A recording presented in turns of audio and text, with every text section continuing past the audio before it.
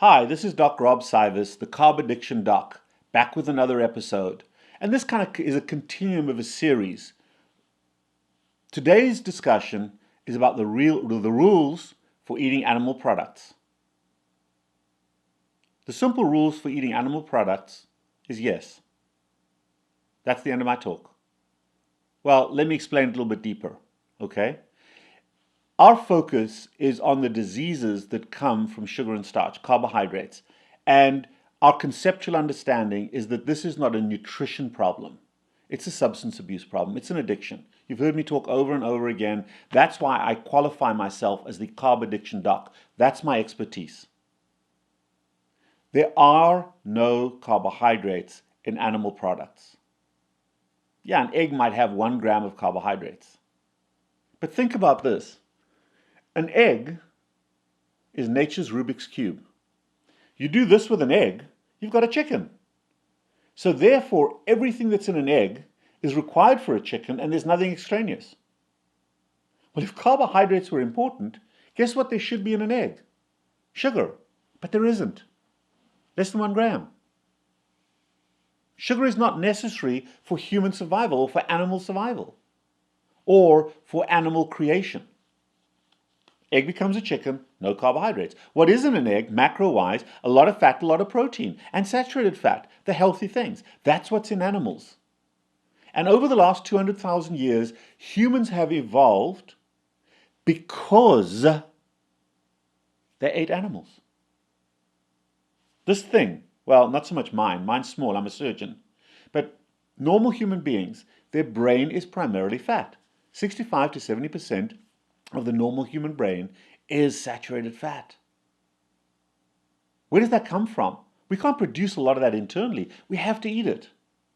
And the animal kingdom is where we get our saturated fat from. In fact, one of the biggest criticisms of the vegan diet is there's not adequate saturated fat, essential fatty acids, and essential amino acids in a vegan diet. So a vegan diet is a diet of deficiency. A carnivorous diet, when you're eating animal products, is full of the very essential things that we omnicarnivores, thanks to Noakes, omnicarnivores, which is what we are as human beings, as a species, what omnicarnivores do best on when we eat it. How much meat should we eat? How much water should we drink? It's irrelevant. Portion control and calorie counting is irrelevant when you eat a carnivore diet. Why? Because we have 200,000 years of evolutionary history that tightly controls in a feedback pathway our access to meat. So put as much meat in front of you as you want to, eat what you can, and as soon as you're full, your body will send a signal to your head that says, stop. And you're full. And if you're eating to satiety, to fullness, it becomes a very, very easy way to sustain life. If you're depriving yourself of calories, you're starving. And every diet is based on caloric limitations. Ultimately, every diet out there for weight loss is a diet of starvation. It's an incomplete diet. Eat your carnivore diet till you're full. Now, what causes that fullness is fat.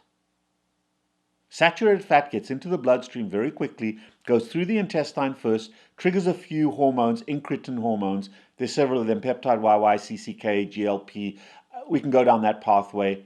A guy by the name of Gabor Edosi, ERDOSI, gives a great talk on that. But we trigger the leptinoid hormones. That's the name I use for that class of hormones that gives us very instantaneous queasiness, a stopping point, chemical satiety. And our bodies will not allow us to overeat on a carnivore diet. So eat as much meat as you want to. Eat as much animal products as you want to. What are those? Eggs, cheese, beef, pork, lamb, mutton, birds, any birds you want to, chicken, turkey, duck, any fish, any seafood. Any of those foods are absolutely fine to eat. Remember, we human beings evolved along shorelines. We had access to the food that lived in water, the food that lived on the shoreline, and the food that came down to the shoreline to eat and drink. That's what we evolved to eat. That's our genetic makeup.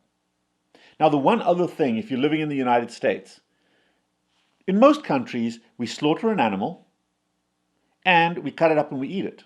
The US has added a step because way back we thought fat was bad for us. We slaughter the animal, we remove all the fat, and then we give people the pure protein to eat.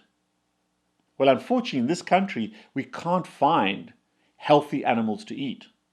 So we have to add back the fat. So learn to fat fortify everything you eat. Even if it's a ribeye steak, add butter, add cheese, add an egg to it. Add some olive oil to it. Add fat to your food because fat triggers satiety and fat is necessary for human survival. How much you eat will be determined by your body, not by some mathematical formula. And the next episode will be on intermittent fasting. And while that is something that we've created intentionally, the reality is this, that all animals don't eat for long periods of time. That's not intermittent fasting. That's just not eating. And the reason they don't eat because they're not hungry.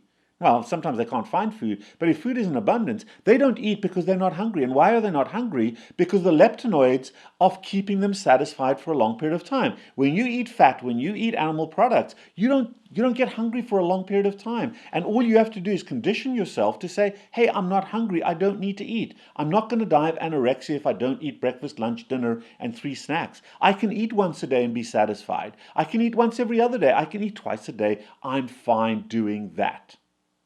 One other concept when it comes to animal products, and this is something I struggled with for a long time, I was always told that the flesh of animals, the muscles of animals, gave me my macros. What's a macro? It is your calories. It's another arbitrary thing that we don't need to consider, but you got your protein and your fat from the muscles of animals, but now you're nutrient deficient, so you have to eat the organs, the liver, the intestines, the eyes, the brains, the bone marrow to get the adequate nutrients. And to a certain extent, that nose to tail eating concept, eat everything of the animal in order to be a carnivore, to a certain extent there's a little bit of truth to that. But friends of mine like Zach Bitter, like Sean Thompson have proven over a period of time that it's okay to eat a spectrum of animal products. If you eat eggs, if you eat cheese, if you eat steak, if you eat chicken, if you eat fish, if you eat seafood, you're probably getting all the right, not you probably, you are getting all the appropriate minerals, vitamins, and nutrients that you need in your diet. Do I eat liver from time to time? Hell yeah, I do, but I'm from Africa. So if you're comfortable eating certain of those things, fine. If you're not, fine too. There's enough adequate nutrients, both macro and micro, in a carnivore diet, a broad spectrum carnivore diet, to sustain yourself. The vegetables are okay to eat from time to time, but the mainstay of healthy human eating should be animal products.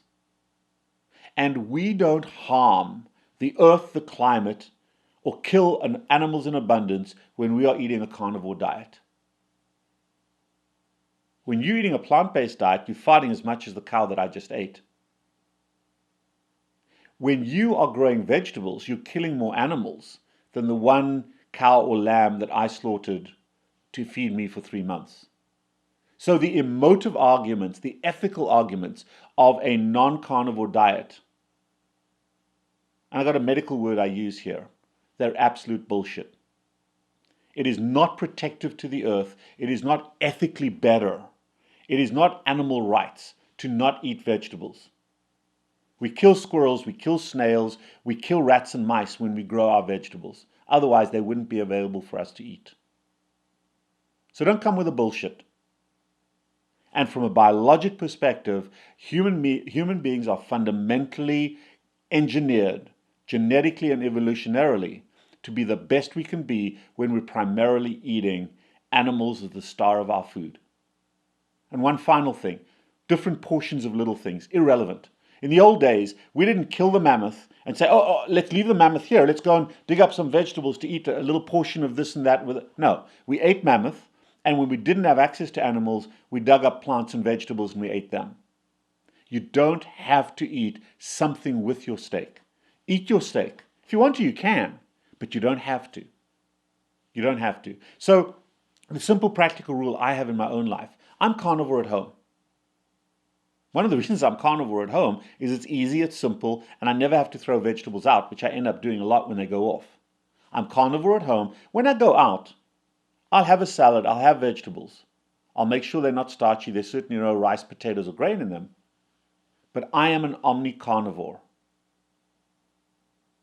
And that is the way God and nature made me.